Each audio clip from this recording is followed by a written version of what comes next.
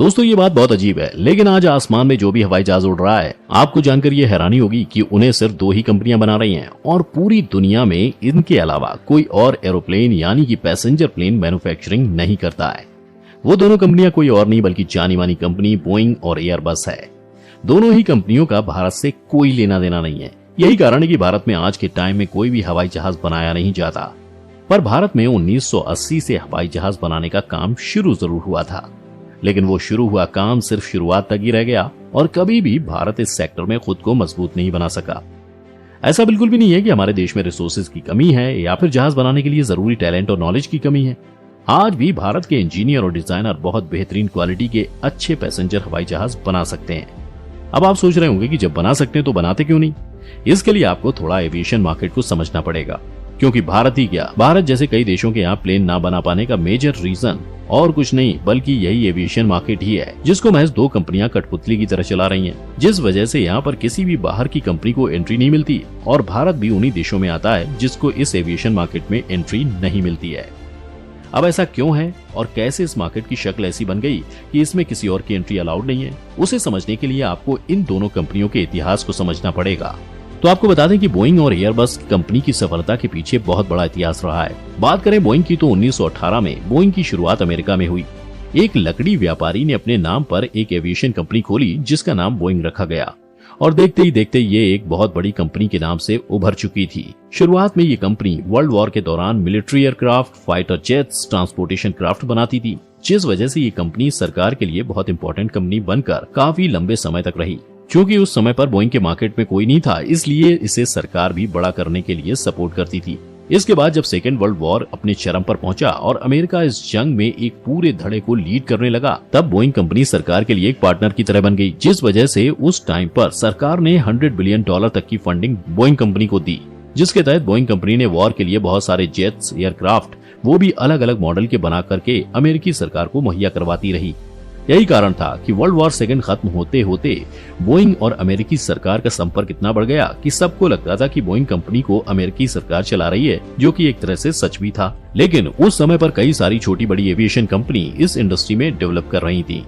इन companies ने भी जंग के लिए एयरक्राफ्ट, फाइटर जेट्स और कुछ नए इनोवेशन दिखाए, लेकिन उस समय तक बोइंग अपने आप में जितना बड़ा बन गया था और जिस तरह से सरकार का सपोर्ट था, उसकी वजह से कोई भी एविएशन कंपनी बोइंग कंपनी के सामने टिक नहीं पाती।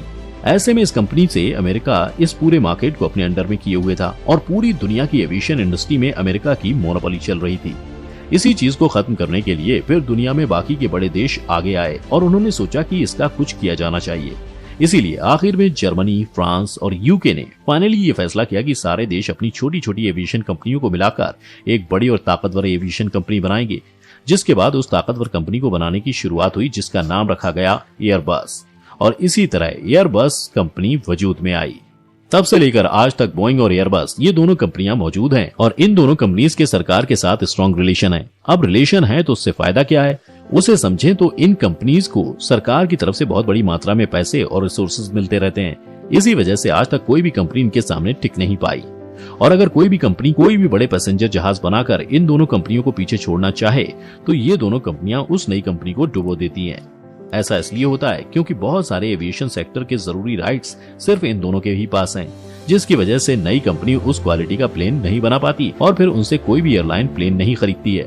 अब ऐसे में कोई नई कंपनी इस बात का रिस्क इसलिए नहीं लेती क्योंकि हवाई जहाज बनाने के लिए बहुत सारे कैपिटल्स की जरूरत पड़ती है और कोई भी नई कंपनी इतने सारे पैसे डुबाना नहीं चाहेगी। अब एक और फैक्टर आपको बताएं तो इस सेक्टर में लीड करने के लिए बोइंग और एयरबस कंपनी सरकार को अपनी साइड इसलिए रखती हैं ताकि वो एविएशन सेक्टर के नियमों को अपने मैन्युफैक्चरिंग के हिसाब से बदल सके। अब इससे होता यह है कि जिस एक नियम पर अगर कोई नई कंपनी किसी देश में शुरू होती है तो इंटरनेशनल नियमों में बदलाव करके उसके प्लेन को उड़ने लायक ही नहीं छोड़ती ये कंपनियां। और तो और यही वजह है कि रूल्स इनके हिसाब से मोल्ड होने के कारण इन्हें कभी भी मेजर लॉस नहीं होता है। अब अगर वापस से भारत की बात पर आए तो भारत के पास सभी तरह के एयरक्राफ्ट बनाने की कैपेबिलिटी है और कई बार भारत छोटे छोटे एयरक्राफ्ट बना के बेच भी चुका है। पर जब बात आती है बड़े पैसेंजर जहाज बनाने की तो भारत इस मार्केट में सिर्फ खरीदार बन के रह जाता है और वो पिछले 75 सालों से प्लेन मैन्युफैक्चरिंग नहीं करता है। अब ऐसे में अगर भारत की कोई कंपनी इस मार्केट में उतरने की कोशिश भी करेगी तो वो भी एक दिन इन दोनों कंपनी बोइंग और एयरबस के टारगेट में आ जाएगी और उनके रूल्स और पॉलिसीज के बदौलत भारत भी इस मार्केट में नहीं टिक पाएगा। लेकिन यहाँ पर एक बात गौर करना चाहिए कि भले ही भारत की कोई कंपनी बड़े पैसेंजर प्लेन ना बना पाए, लेकिन अपनी एयर स्पेस में उड़ने के लिए कंपनियां छोटे छोटे प्लेन बना सकती हैं।